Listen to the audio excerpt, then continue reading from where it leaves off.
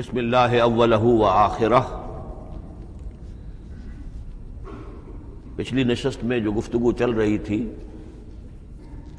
وہ فہم قرآن کے ضمن میں کچھ بنیادی اصول کہ جنہیں اگر پیش نظر رکھا جائے تو سہولت ہو جائے قرآن کے سمجھنے میں۔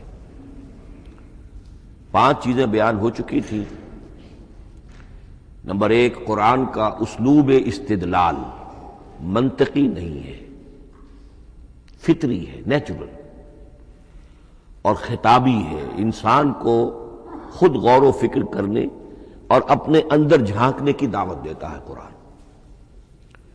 ثانیاً، قرآن مجید کی آیات میں تقسیم ہے، محکمات اور متشابہات، اور سورہ آل عمران میں جہاں اس کا ذکر ہے فرما دیا گیا ہے کہ اہل ایمان کا شیوہ یہ ہونا چاہیے کہ وہ محکمات پر اپنی توجہ کو مرکوز رکھیں اور متشابہات کے بارے میں اجمالی طور پر یقین رکھیں کہ اللہ کی طرف سے ہے، یقیناً حق ہے، چاہے وہ ہماری سمجھ میں آئی ہے یا نہیں آئی۔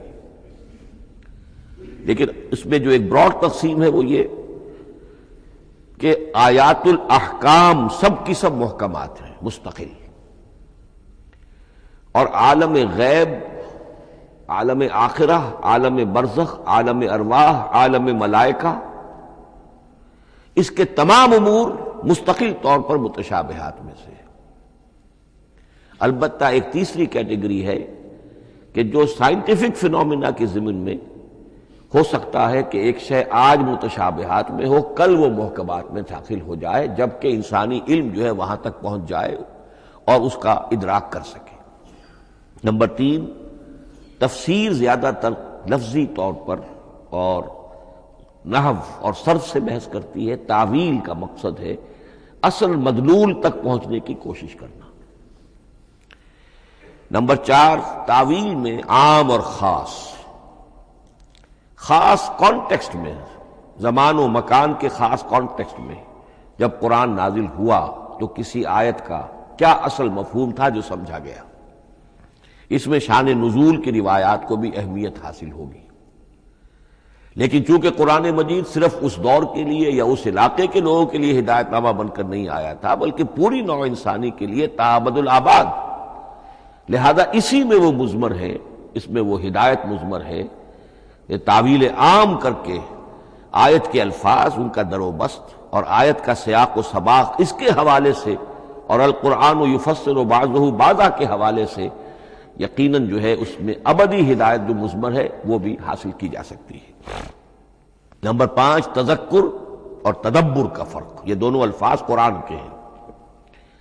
تذکر کے لیے 4 مرتبہ اللہ نے سورہ قمر میں چیلنجنگ انداز میں فرمایا ہے، وَلَقَدْ يَسَّرْنَا الْقُرْآنَ لِلذِّكْرِ فَهَلْ مِن مُدَّكِرٍ، ہم نے قرآن کو ذکر کے لیے، تذکر کے لیے، ہدایت اخذ کرنے کے لیے، بنیادی نصیحت حاصل کرنے کے لیے نہایت آسان بنایا ہے۔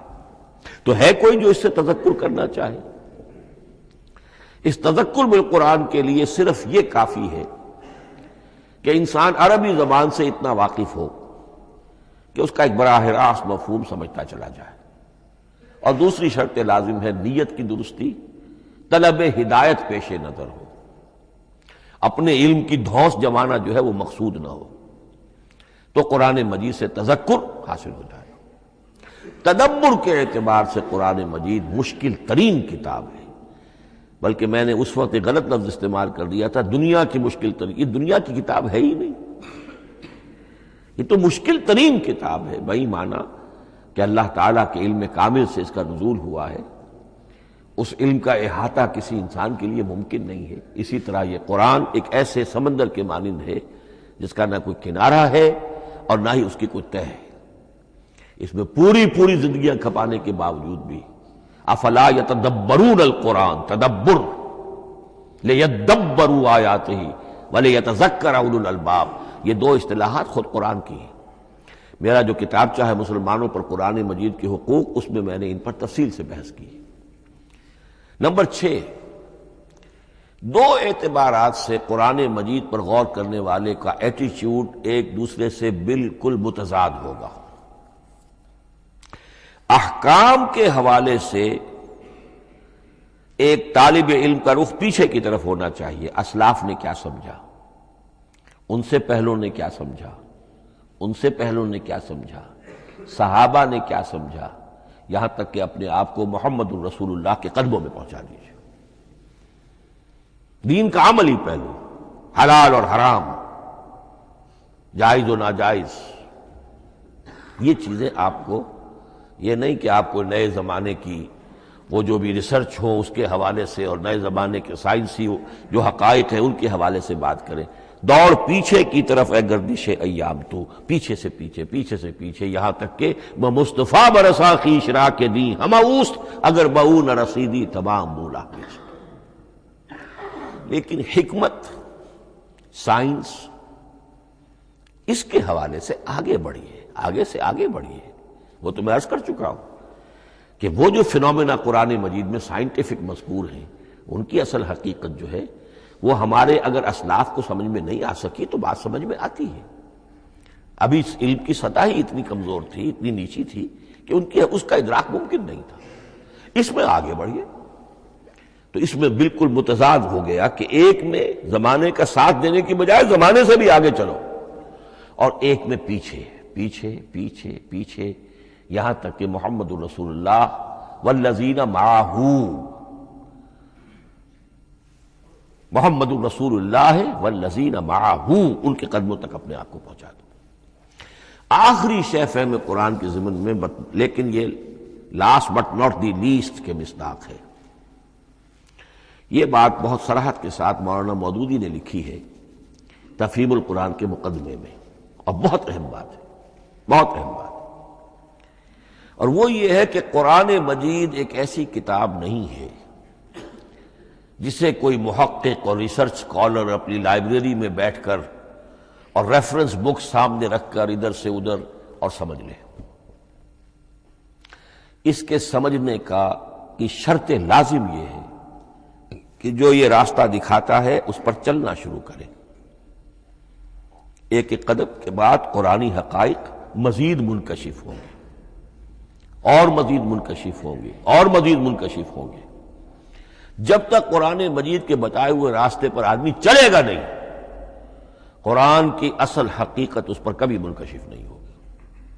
چاہے تفسیر لکھ دے، وہ تو لفظوں کی بحث ہے، صرف اور نحو ہے یا روایات ہیں، وہ جمع کر دیجئے، لیکن یہ کہ قرآن مجید کا صحیح فہم عمل کے بغیر ممکن نہیں۔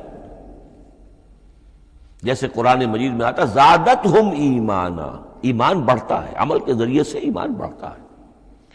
میں اس میں ایک شے کا اضافہ کر رہا ہوں۔ میرے نزدیک قرآن مجید مینول آف ریولیوشن ہے۔ محمد عربی صلی اللہ علیہ وسلم نے ایک عظیم انقلاب برپا کیا دنیا میں، اور ایک انقلابی جد و جہد کی ہے۔ دعوت کے قبول کرنے والوں کو منظم کرنا، ان میں سم و طاعت کی عادت پیدا کرنا، پھر ان میں تن من دھن قربان کرنے کا جذبہ پیدا کرنا، پھر ان کا تزکیہ کرنا، ان کی تربیت، پھر جب وہ تیار ہو جائیں تو باطل سے ٹکر، اور اس میں پھر جہاد اور قتال کے مراحل، تاکہ انقلاب آ گیا، اور یہ کہ جاء الحق وزہق الباطل ان الباطل کان زہوقا۔ اس جد و جہد کے ہر مرحلے پر قرآن نازل ہو رہا ہے، جو اس مرحلے کے جو مسائل ہیں، جو اس مرحلے کے پرابلمز ہیں، جو اس مرحلے کی مشکلات ہیں، ان سے بحث کر رہا ہے۔ اب اگر کوئی فرد یا کوئی گروہ اس پروسیس میں وہ داخل ہی نہیں، وہ سمجھ ہی نہیں سکتا کہ یہ جو بات کہی جا رہی ہے اس کا اصل محل کیا ہے، مقام کیا ہے، کیوں کہی جا رہی ہے، وہ تو جب اسی قسم کی انقلابی جد و جہد میں کوئی خود مبتلا ہوگا تو اسے معلوم ہوگا یہ تھی وہ مشکل، یا یہ تھا وہ مسئلہ، یا یہ تھا وہ مرحلہ جو اس وقت کی جو جد و جہد تھی محمد الرسول اللہ والذین معہ کی، کہ اس وقت یہ آیات نازل ہوئی۔ اس طریقے سے مینول آف ریولیوشن میں کہا کرتا ہوں، چونکہ ہماری جو طب کی تعلیم ہوتی ہے ان میں مینول آف ڈسیکشن، سب سے پہلے جو ہے اناٹمی پڑھائی جاتی ہے اور ڈیڈ باڈی کی ڈسیکشن ہوتی ہے، تو مینول آف ڈسیکشن جو ہے وہ پہلی کتاب ہوتی ہے جو ہمیں ملتی ہے۔ یہ ہوتا ہے، بتایا جاتا ہے یہاں ذرا شکاف دو اور یہ کھال کو کاٹو، اس کے اندر تمہیں یہ نظر آئے گا، یہ فیشیا ہے، پھر اسے اس کے اندر ایک اور شگاف دو، یہ نظر آئے گا۔ بالکل اسی طریقے سے قرآن مجید کی انگلی پکڑ کر اگر آپ چلیں گے تو پھر درجہ بدرجہ قرآن آپ پر منکشف ہوتا چلا جائے گا۔ اور اگر آپ نے اسے صرف ایک اکیڈمک ایکسرسائز بنا لیا، ایک علمی بات ہے، اس سے آگے کچھ نہیں، تو قرآن مجید کا جو اصل لب لباب ہے، جو اصل اس کا جوہر ہے، وہ کبھی منکشف نہیں ہوگا۔ اب آئیے ایک اہم موضوع، اعجاز قرآن کے وجوہ کیا ہیں۔ پہلی بات تو یہ سمجھ لیجئے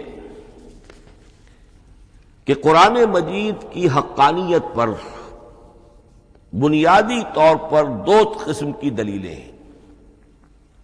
ایک دلیل خارجی ہے، خارجی دلیل محمد الرسول اللہ صلی اللہ علیہ وسلم کی شخصیت اور آپ کا کارنامہ، الصادق الامین، قد لبثت فیکم عمرا، میں تمہارے مابین ایک عمر گزار چکا ہوں، تم نے مجھے دیکھا، میرا کردار دیکھا، تم نے خود مجھے الصادق اور الامین کا جو ہے خطاب دیا، تو خود حضور کی شخصیت دلیل ہے قرآن مجید کی حقانیت پر۔ اس اعتبار سے ایک مضمون بہت اہم ہے، اور وہ یہ کہ قرآن اور محمد صلی اللہ علیہ وسلم اس طرح ایک دوسرے کے ساتھ جڑے ہوئے ہیں، گتھے ہوئے ہیں، ایک وحدت بن گئے ہیں، ایک آرگینک ہول بن گئے ہیں کہ ایک دوسرے کے لیے شاہد بھی ہے اور ایک دوسرے کے لیے کمپلیمنٹری بھی ہے، جس کے لیے میں دو مقامات سے استشہاد کروں گا۔ سورہ بینہ میں فرمایا لم یکن الذین کفروا من اہل الکتاب والمشرکین منفکین حتی تأتیہم البینہ، اہل کتاب میں سے اور کفار میں سے، مشرکین میں سے جو لوگ جنہوں نے کہ کفر کیا تھا، وہ علیحدہ نہیں کیے جا سکتے تھے جب تک کہ بینہ نہ آ جاتی۔ اب بینہ کیا ہے؟ رسول من اللہ یتلو صحفا مطہرۃ فیہا کتب قیمہ، بینہ دو چیزوں سے مل کر بنی، رسول من اللہ یتلو صحفا مطہرۃ فیہا کتب قیمہ، رسول اور قرآن مل کر بینہ ہے۔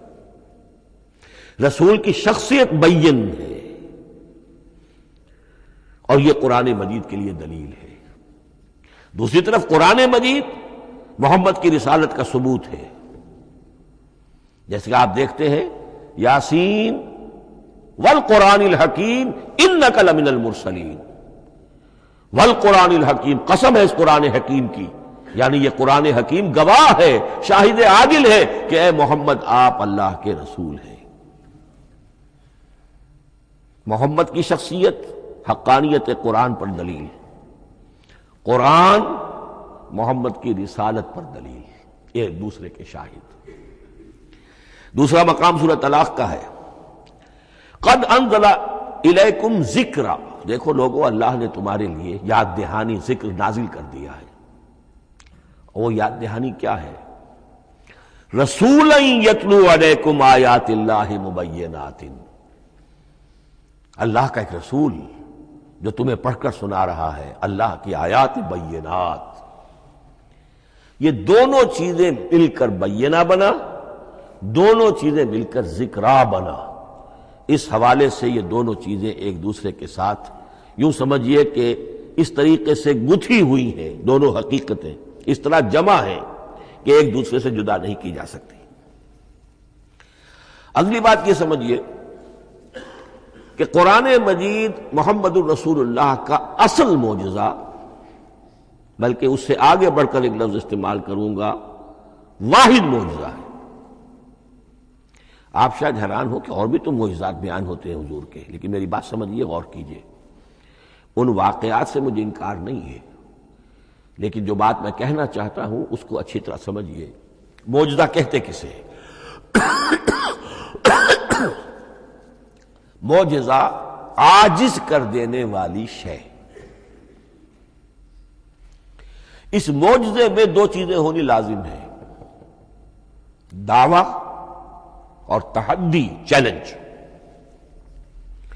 جب کہ کوئی خرق عادت کوئی شے پیدا ہو جائے، خرق عادت اسے کہتے ہیں کہ فزیکل لا ایک ہے، پانی، واٹر کیپس اٹس سرفیس، حضرت موسیٰ کا عصا اس پر لگا اور سمندر پھٹ گیا، خرق عادت ہے.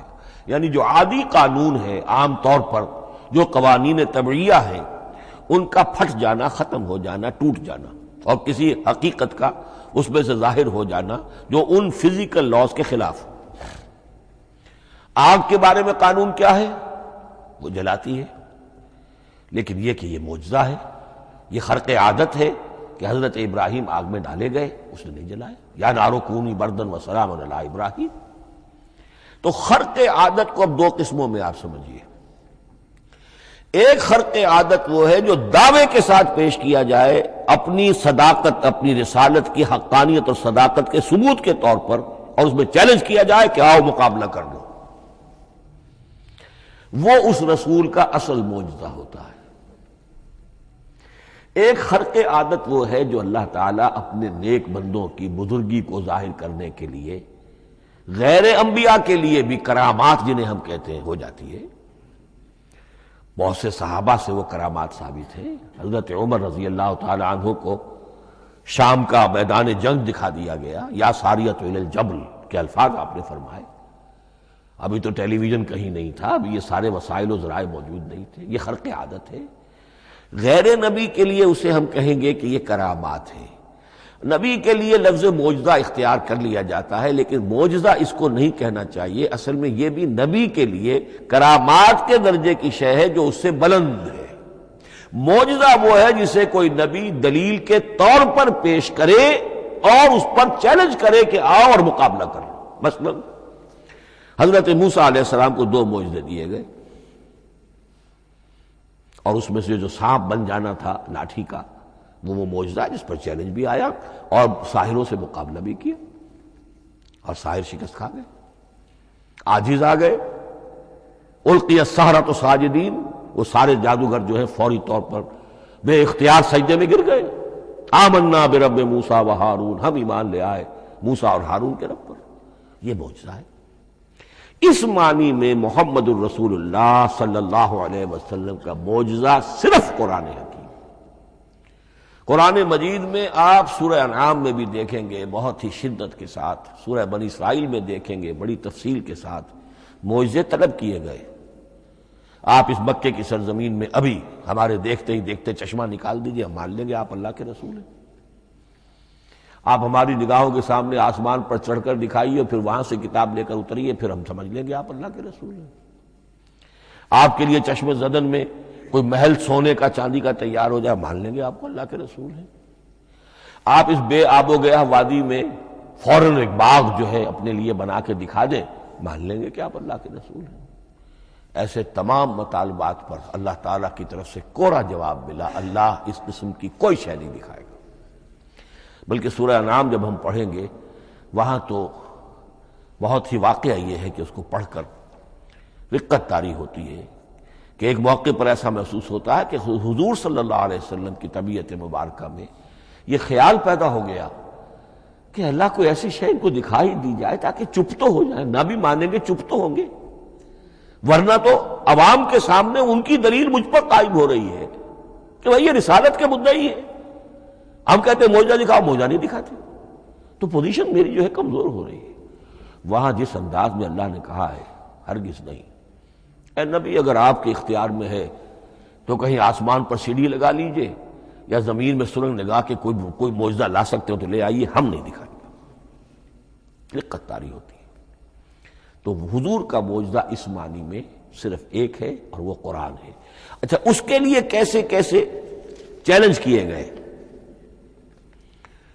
ام یقولون تقولہ بل لا یؤمنون فلیاتوا بحدیث مثلہ ان کانوا صادقین. سورۃ الطور. کیا ان لوگوں کا کہنا یہ ہے کہ یہ کلام خود محمد نے موضوع کر لیا ہے صلی اللہ علیہ وسلم؟ تو اگر ایسی بات ہے تو وہ بھی ایسا ہی کلام پیش کر دیں. اس تحدی، اس چیلنج کو کوئی قبول نہیں کر سکا. کم سے کم اس شرافت کا اقرار کرنا پڑتا ہے کہ اس وقت عرب قوم میں یہ شرافت تھی کہ کسی نے اٹیمپٹ بھی نہیں کی. ورنہ کوئی شخص الٹی سیدھی عبارت لکھ کر لے آتا اور کھڑا ہو کر کہہ دیتا کہ ٹھیک میں کہتا ہوں یہ ہے، یہ قرآن کی طرح کا کلام ہے. نہیں، کسی نے نہیں کیا. تاریخ یہ بتاتی ہے کہ اس تحدی کا کوئی کسی نے قبول نہیں کیا. اسی طرح فرمایا سورہ بنی اسرائیل میں قُلْ لَئِنِ اجْتَمَعَتِ الْإِنسُ وَالْجِنُّ عَلَىٰ أَن يَأْتُوا بِمِثْلِ هَٰذَا الْقُرْآنِ لَا يَأْتُونَ بِمِثْلِهِ وَلَوْ كَانَ بَعْضُهُمْ لِبَعْضٍ ظَهِيرًا. چیلنج ہے، اے نبی کہہ دیجئے اگر تمام انسان، تمام جن مل کر بھی چاہیں کہ ایسی کوئی کتاب وہ مرتب کر لے، نہیں کر سکیں گے، چاہے وہ سب کے سب ایک دوسرے کی مدد کریں. ہے کہ نہیں چیلنج؟ اسی طریقے سے سورہ ہود میں فرمایا، اب اس کو کہتے ہیں برسبیل تنزل، پوری کتاب نہیں لا سکتے قرآن جیسی، چلو تو 10 سورتیں ہی لے آؤ. قُلْ فَاتُوا بِعَشْرِ سُوَرٍ مِثْلَهُ مُفْتَرَيَاتٍ، اے کہیے اے نبی، سورہ ہود کی آیت نمبر 13 ہے، اس جیسی کوئی 10 سورتیں ہی لے آؤ. 114 نہ صحیح، 10 صحیح. یہ بھی نہیں ہوا تو برسبیل تنزل اور سورہ یونس میں فرمایا قُلْ فَاتُوا بِسُورَةٍ مِّن مِثْلِهِ، ایک سورت ہی لے آؤ. اور اسی کو سورہ بقرہ کے 30 رکوع میں دہرایا گیا، وَإِن كُنتُمْ فِي رَيْبٍ مِّمَّا نَزَّلْنَا عَلَىٰ عَبْدِنَا فَأْتُوا بِسُورَةٍ مِّن مِّثْلِهِ وَادْعُوا شُهَدَاءَكُم مِّن دُونِ اللَّهِ إِن كُنتُمْ صَادِقِينَ.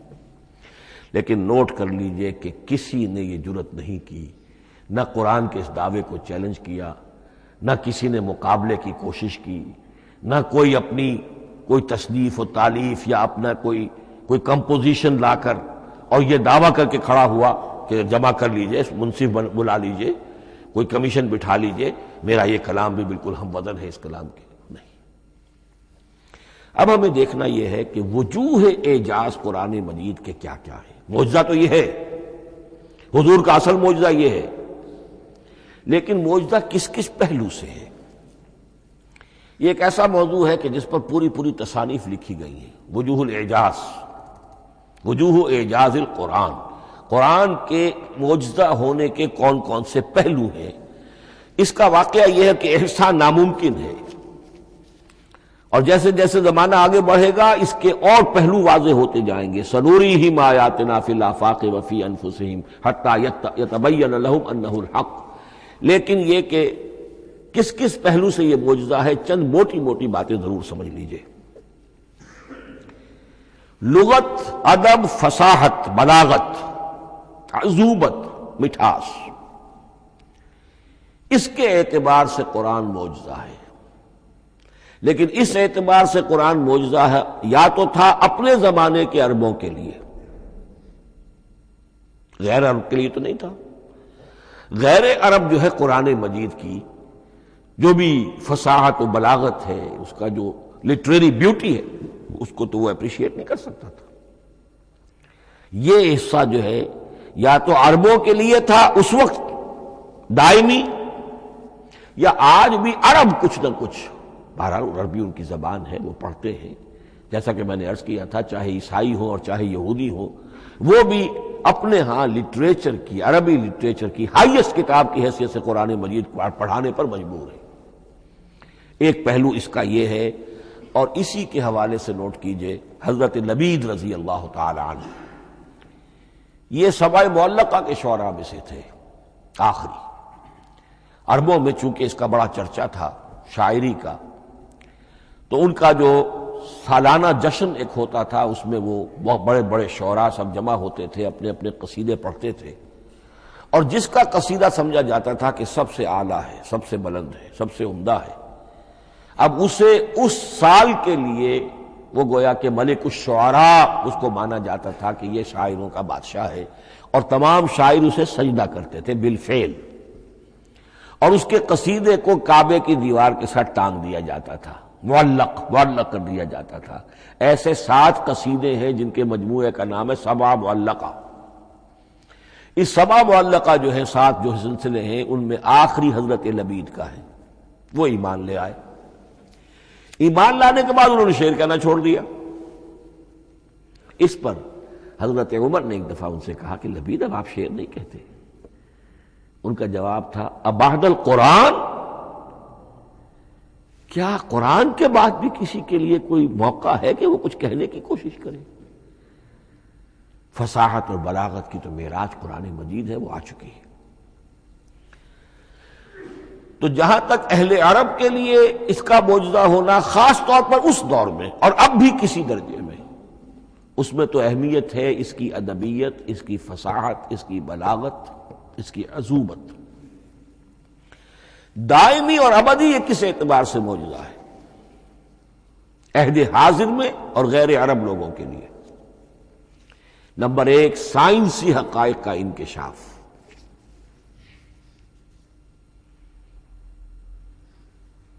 جس طریقے سے کہ یہ سائنسی حقائق منکشف ہوتے چلے جا رہے ہیں ابدی طور پر. میں ڈاکٹر مورس بکائی کا حوالہ دے چکا ہوں اور پروفیسر ڈاکٹر کیتھل مور کا حوالہ دے چکا ہوں، ان کو ذہن میں رکھیے. سنریہم آیاتنا فی الآفاق وفی انفسہم حتی یتبین لہم انہ الحق. نمبر دو، حضور کا وہ کارنامہ کہ آپ نے ایک عظیم انقلاب برپا کر کے دکھایا اور وہ نظام قائم کر کے دکھایا کہ جس سے بہتر، جس سے عادلانہ، جس سے زیادہ منصفانہ کوئی نظام دنیا میں نہ آج تک قائم ہوا ہے اور نہ اس کی کوئی دوسری نظیر پیش کی جا سکتی. یہ ہے سب سے بڑا معجزہ، اور معجزہ ہوا قرآن سے. اتر کر حرا سے سوئے قوم آیا اور ایک نسخہ کیمیا ساتھ لایا.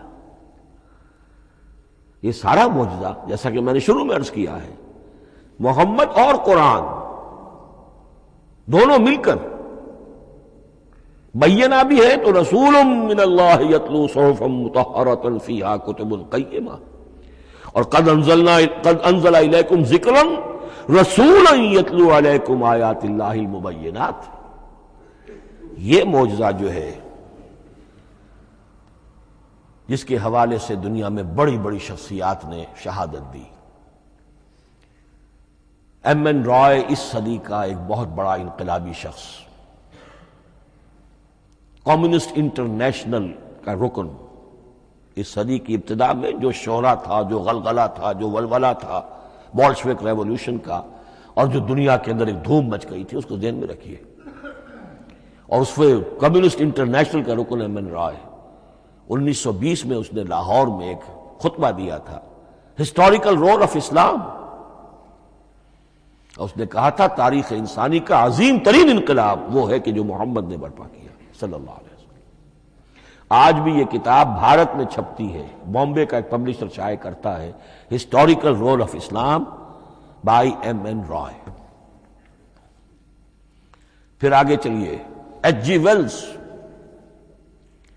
اگرچہ انتہائی رقیق حملے کرتا ہے حضور کی زندگی کے بعض پہلوؤں پر، جیسے رشدی نے کیے ہیں یا جیسے تسلیمہ نسرین ایک بنگالی خاتون نے کیے ہیں، اسی طرح کے حملے کیے اس نے بھی. اور یہ اس لیے بتا رہا ہوں کہ یہ اسٹیبلش ہو جائے کہ وہ دوست نہیں ہے، دشمن ہے. عربی کا ایک مقولہ یہ ہے کہ الفضل ما شہدت بہ الاعداء، اصل فضیلت تو اس شے کی ہے جس کی گواہی دشمن دے.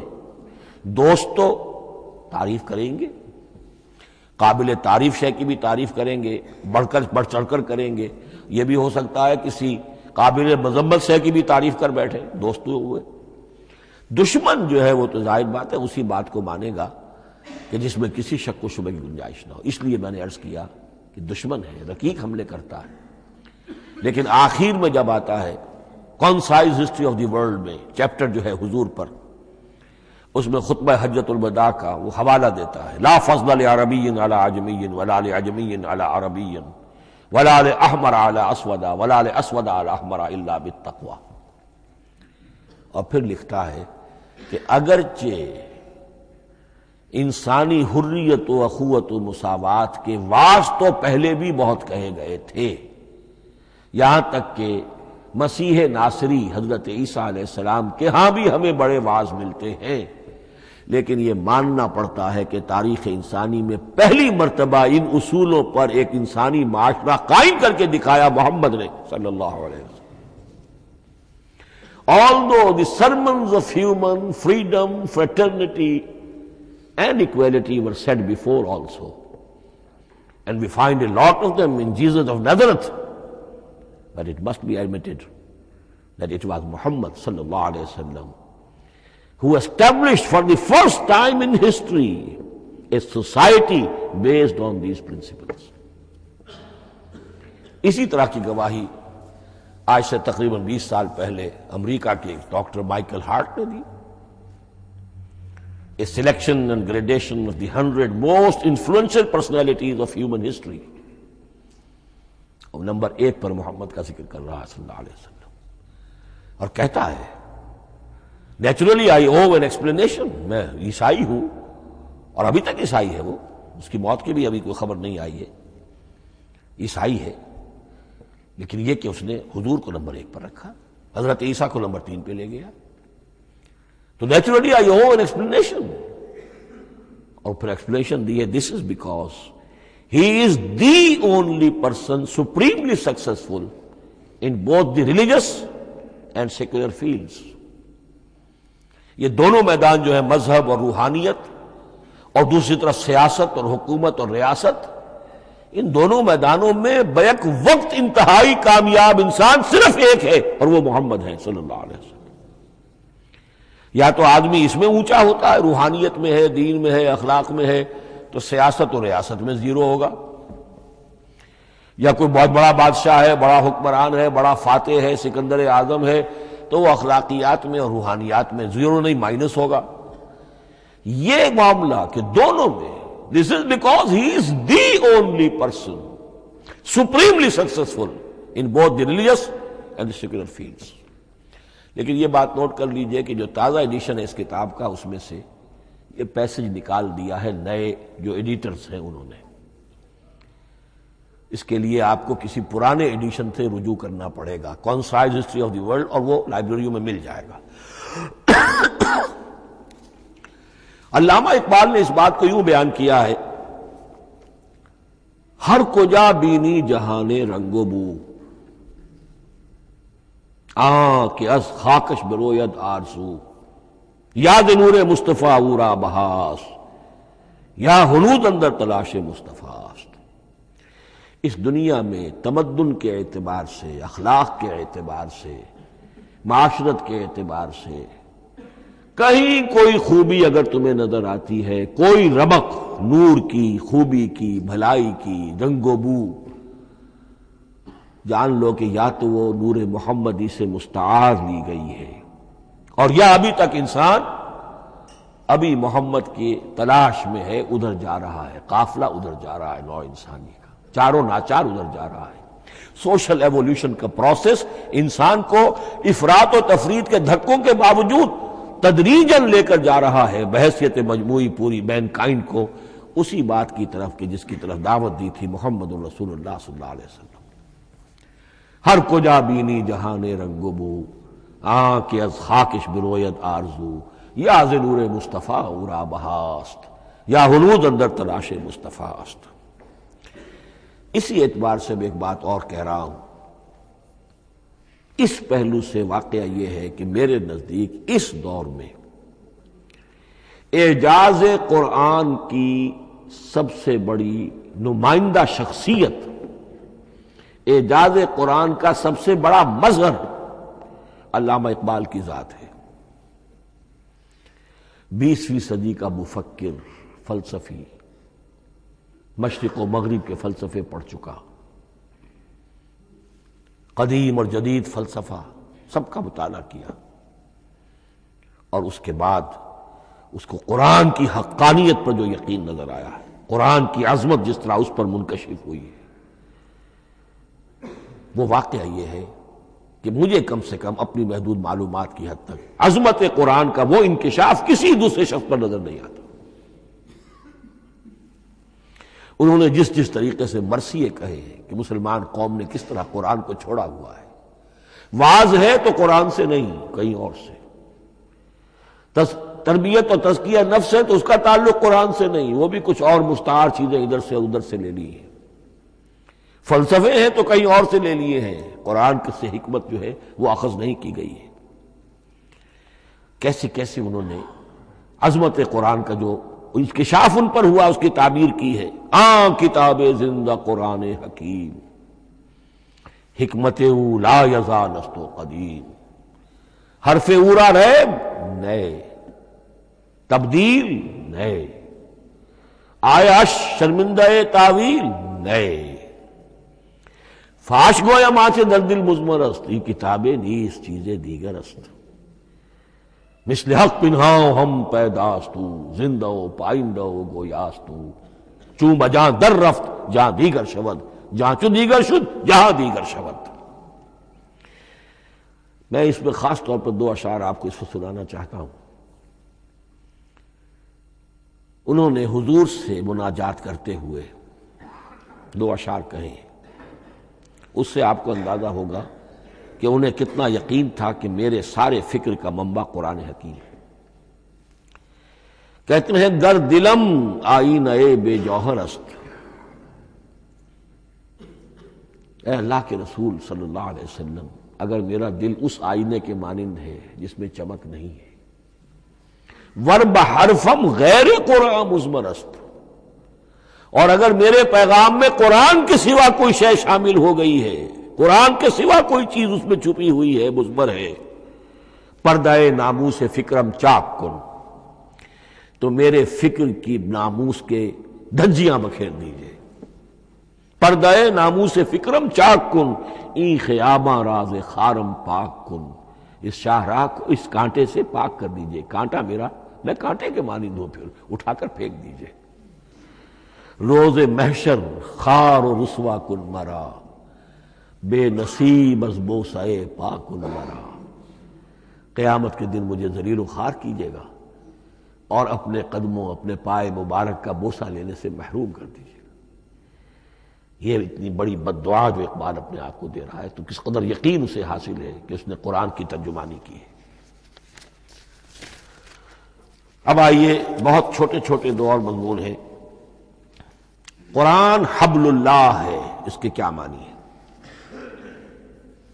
حبل رسی کو کہتے ہیں، اللہ کی رسی، حبل من مسد، سورہ لہب میں یہ لفظ آیا ہے۔ امام راغب نے اس کی تعبیر کی ہے، استعیر للوصل ولکل ما یتوصل به الی شیء، یا تو تعلق کو حبل سے استعارہ دیا جاتا ہے، استعارے کے طور پر حبل کا لفظ کسی تعلق کے لیے استعمال ہوتا ہے، یا کسی شے تک پہنچنے کا ذریعہ، وہ حبل ہے۔ اب یہ ہمیں لفظ ملتا ہے حضرت علی رضی اللہ تعالیٰ عنہ کی روایت میں، هو حبل اللہ المتین، ترمذی میں یہ الفاظ موجود ہیں، حضرت علی سے منقول ہے رضی اللہ تعالیٰ عنہ، یہی ہے اللہ کی مضبوط رسی، کیونکہ قرآن مجید میں آتا ہے وَاعْتَصِمُوا بِحَبْلِ اللَّهِ جَمِيعًا، تو حبل اللہ کون سی ہے؟ پھر یہ حضرت عبداللہ ابن عمر سے بھی ہے، یہ روایت موجود ہے رزین میں، هو حبل اللہ المتین، یہ قرآن ہی اللہ کی مضبوط رسی ہے۔ اللہ سے اب اس کے دو پہلو ہیں، ایک تو یہ کہ یہ اللہ سے جوڑنے والی ہے، تقرب اللہ کا ذریعہ ہے، وصول الی الشیء، کسی چیز تک پہنچانے والی شے، اس کا سہل ترین، اللہ کے تقرب کا سہل ترین ذریعہ، مؤثر ترین ذریعہ قرآن حکیم ہے۔ چنانچہ ترمذی میں حضرت عبداللہ ابن مسعود کا یہ قول موجود ہے، القرآن حبل اللہ الممدود من السماء الی الارض، قرآن تو اللہ کی وہ رسی ہے جو تنی ہوئی ہے آسمان سے زمین کی طرف۔ یہ ترمذی میں تو اصل میں اثر ہے، حضرت عبداللہ ابن مسعود کا قول ہے، لیکن یہ کہ زید ابن ارقم سے یہ الفاظ جو ہیں مرفوعاً کہ یہ حضور کے الفاظ ہیں، یہ بھی منقول ہے کہ حضور نے فرمایا کہ القرآن حبل اللہ الممدود من السماء الی الارض۔ اور ایک بڑی پیاری روایت ہے طبرانی کی معجم کبیر میں کہ ایک مرتبہ حضور اپنے حجرے سے برآمد ہوئے، مسجد نبوی کے ایک گوشے میں دیکھا کچھ صحابہ بیٹھے ہوئے قرآن سمجھ رہے ہیں، سمجھا رہے ہیں، پڑھ رہے ہیں، مذاکرہ قرآن۔ آپ کے چہرے پر بڑے بشاشت کے آثار ظاہر ہوئے، خوشی کے آثار۔ آپ چل کر تشریف لائے، پہلے ایک سوال کیا، الستم تشہدون، اللہ الہ الا اللہ وانی رسول اللہ وہذا القرآن جاء من عند اللہ. کیا آپ لوگ اس کے گواہ نہیں ہیں کہ اللہ کے سوا کوئی معبود نہیں اور میں اللہ کا رسول ہوں اور یہ قرآن خاص اللہ کے پاس سے آیا ہے؟ صحابہ کا جواب کیا ہو سکتا تھا؟ بلا یا رسول اللہ، کیوں نہیں اللہ کے رسول، ہم گواہ ہیں، اللہ کے سوا کوئی معبود نہیں، آپ اللہ کے رسول ہیں اور قرآن خاص اللہ کے پاس سے آیا ہے. اب آپ نے فرمایا فاستبشروا، خوشیاں مناؤ، فإن هذا القرآن طرفه بأيديكم وطرفه بيد اللہ، اس لیے کہ یہ قرآن وہ شے ہے کہ اس کا ایک سرا تمہارے ہاتھ میں ہے، ایک سرا اللہ کے ہاتھ میں.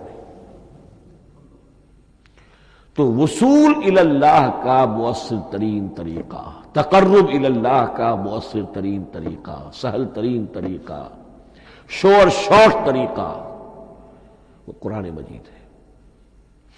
اس اعتبار سے بھی کہ ہے ہی اللہ کی صفت، یہ ہم بحث کر چکے ہیں پہلے. اللہ کا کلام ہے، کلام صفت ہوتی ہے اور صفت لا عین ولا غیر. یہ قرآن اللہ کا غیر نہیں ہے، ہم سمجھ نہیں سکتے، لیکن یہ کہ ہر صفت جو ہے وہ تو در حقیقت نہ عین ہے نہ غیر ہے. دوسری طرف یہی قرآن جو ہے حبل اللہ اس معنی میں بنتا ہے کہ مسلمانوں کو باہم جوڑنے والی شے. وَاعْتَصِمُوا بِحَبْلِ اللَّهِ جَمِيعًا وَلَا تَفَرَّقُوا، حبل اللہ کو مضبوطی کے ساتھ تھام لو سب کے سب جمع ہو کر، یہ تمہیں تفرقے سے بچانے والی شے ہے. اس کی وجہ کیا ہے؟ ظاہر بات ہے کہ انسانوں جو ہے ان کے اندر اتحاد پیدا ہوگا اتحاد فکری کے نتیجے میں. فکر ایک ہو، نظریات ایک ہوں، ویلیوز ایک ہوں، مقاصد ایک ہوں، تبھی تو انسان متحد ہوں گے. یہ بھیڑوں کا گلہ تو نہیں ہے کہ چرواہے کی ایک لاٹھی کافی ہے ان کو جمع رکھنے کے لیے، وہ بھیڑوں کا گلہ ہے. انسانوں کو جمع کرنے کے لیے کوئی ایسی شے جو تمہیں ایک فکر سے، ایک نظریے سے، ایک مقصد سے، ایک نصب العین سے متصف کر دے، وہ تمہیں جوڑ دے گی.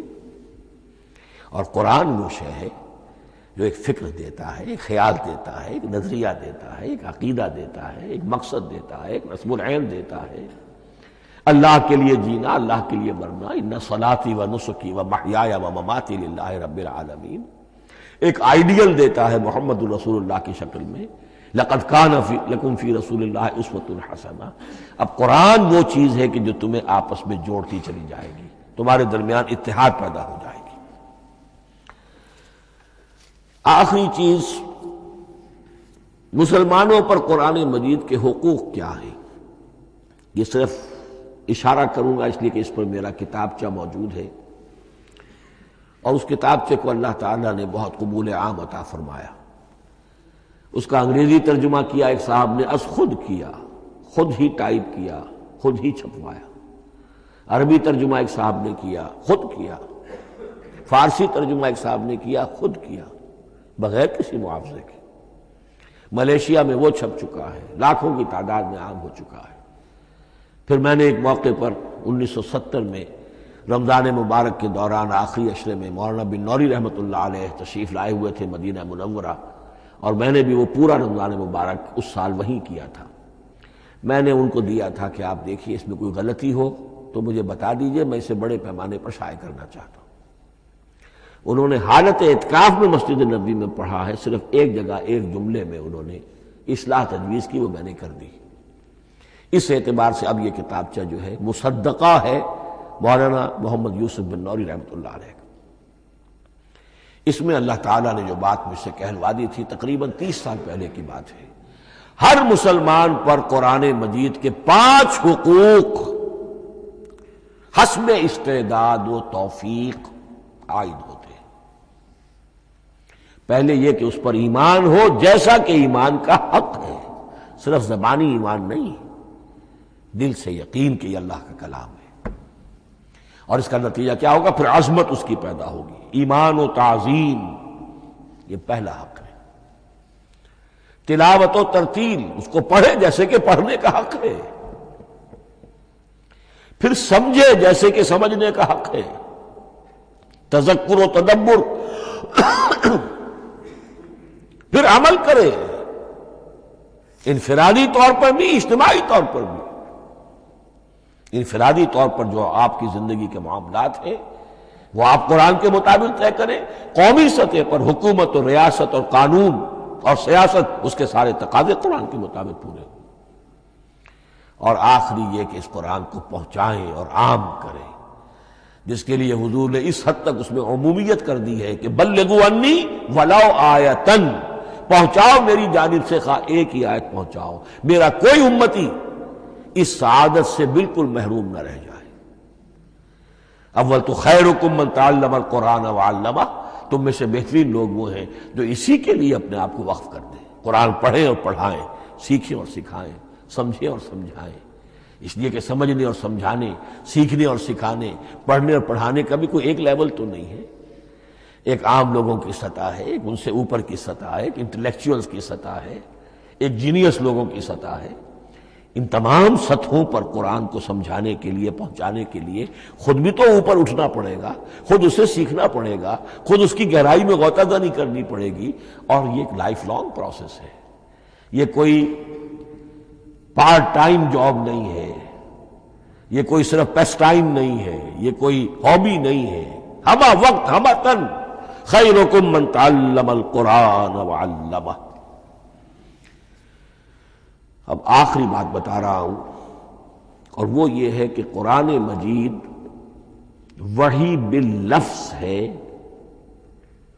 صرف وحی بالمعنی نہیں ہے۔ یہ بحث اصل میں کیونکہ ہمارے پڑھے لکھے طبقے میں کچھ زیادہ ہو جاتی ہے، خاص طور پر جو مشنری اسکولوں وغیرہ میں پڑھے ہوں اور عیسائیت اور اس کے عقائد اور اس کے فلسفے کی کوئی تھوڑی بہت ان کو کوئی چھوت لگ گئی ہو۔